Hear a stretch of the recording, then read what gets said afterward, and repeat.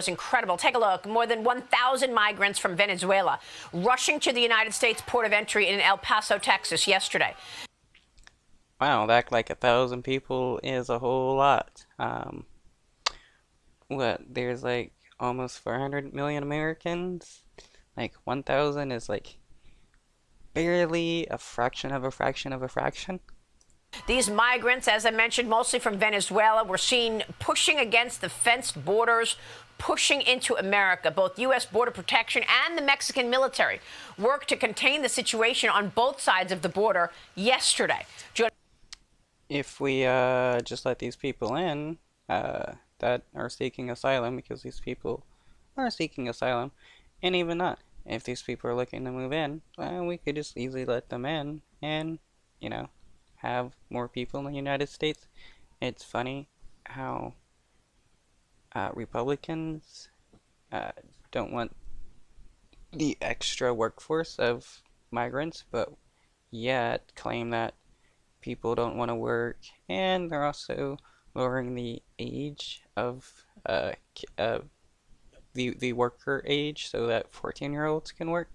Okay, why not let, adult migrants work instead of making kids work? Going to be right now is former acting director of U.S. Immigration and Customs Enforcement. He's the Heritage Foundation visiting fellow and Fox News contributor, Tom Homan. Tom, thanks very much for being here.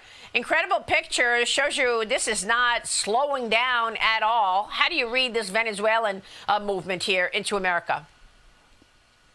Well, look, remember the Venezuelans, they're part of that four-country agreement. They're going to bring 30,000 a month in through parole. But look, these people aren't going to wait in line. The administration's actions speak louder than their words. Since Joe Biden's been in office, there's been over 6 million encounters on the border, and the vast majority of them have been released. So they're going to push to enter the country legally. They don't need parole because the end game is the same. With all these people coming in parole, the immigration court data is clear that 9 out of 10 will lose their case in court if they show up and be ordered removed. If you enter illegally, Their court case for what? For coming into the United States? Why is that illegal? I mean, we should have our immigration policy like how it was back when people were coming through Ellis Island. If you wanted to come into the United States to work, boom, you got yourself a social security number. Legally, and you get arrested, you're not going to be removed either, because the Secretary of Homeland Security is on record. Being in the country illegally on its own is not enough for ICE to seek and arrest you. So they're not. Yeah, because just being in the United States is not a crime. They're not going to wait in line. They're going to keep coming. This is not going to slow down. Yeah, it's pretty incredible when you look at what Eric Adams is doing. He's actually floating a plan, the mayor of New York, to send migrants to college for free, courtesy of taxpayers. So, I mean, sometimes you read these headlines, it's like, is this real? Yeah, it's real. Okay, good. The more educated people in the United States, the better. And the more educated people in the world, the better. I don't understand why people on the right have such an issue with people being educated. Oh, wait. Being more educated means it's harder to believe Fox lies. Look, it's another magnet, it's another enticement for people to go to New York. Look, he's a sanctuary city. New York's a sanctuary state. So despite what Governor Abbott and others have done busing some migrants in New York, they're going there anyways. Because New York is ranks number 3 in illegal alien population. Because why? They can get a driver's license there. They can get a job there. In New York City, they even provide money for illegal alien to fight his immigration case. So this is just one more reason why people will flood to New York. So, and it's going to hurt the New York state taxpayers, paying for college, paying for social services, paying for their legal representation. I mean, yeah. If I'm a tax. No, for the most part, migrants and even illegal migrants, they use less resources and commit less crime compared to native-born citizens in the United States. Taxpayer in New York, I'm going to be upset. The U.S. Coast Guard is suspending its search efforts for the missing migrants after 2 smuggling boats capsized off the coast of San Diego over the weekend. 8 bodies were pulled out of the water, 15 people still missing, Tom. So you're actually seeing this trek toward America, a quite dangerous one. More migrants perceived dead.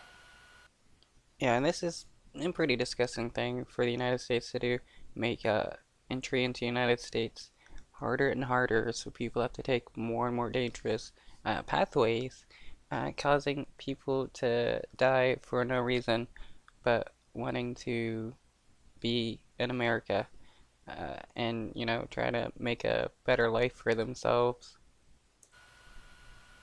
Look, I've said this from day one. This administration says their policies are more humane than the Trump policies.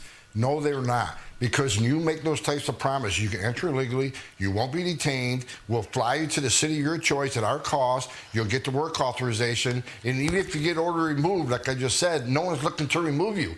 When you make them, on top of all that, they're talking about amnesty. So with all those promises, the most vulnerable people in the world are going to put themselves in the hands of criminal cartels to come to this country. Since Joe Biden became president, we got over 1,700 migrants have died on U.S. soil. And that's the ones we found. Some of the people that drowned in the ocean we'll never find. Some of the people that drowned in the Rio Grande River we'll never find. Some of the people that got lost in the desert in the thousands of acres in Texas farmland we'll never find. So, Okay, so he's upset with so many people dying trying to get into the United States, or being in the United States and dying. How about we make it easier for these people to enter? And then you wouldn't have so many people dying. I mean, simple solution, really. So these policies are not humane. They're killing over 1,700 migrants, which is a record by far. Nothing even compares to it. Plus, you got over 106,000 Americans dying from fentanyl overdoses that come across the border. These policies are not humane. They're killing people. Well, the Republicans have tried to put a spotlight on it by doing, hearings at the border. Border Patrol Chief Raul Ortiz is set to testify at the House Homeland Security Committee field hearing. It's happening in McAllen, Texas, this Wednesday, Tom. What do you make of these hearings at the border, and what are you expecting at this Wednesday hearing? It's going to be tough questioning, and I know because I helped write the questions for some of the GOP on this committee. So look, they're going to ask some straightforward questions about how this administration's direction toward him and how he implemented those directions. I think it's going to clearly show that this administration came in and unsecured the most secure border we ever had on purpose, and it's resulted in record. Okay, we've honestly never had a secure border. We can try to secure it as much as possible, but people are going to come through either illegally without the United States knowing, or come here via planes and on, a work visa and just stay here as after it expires, which is the highest amount of quote-unquote illegal immigrants in the United States, or just people with expired work visas.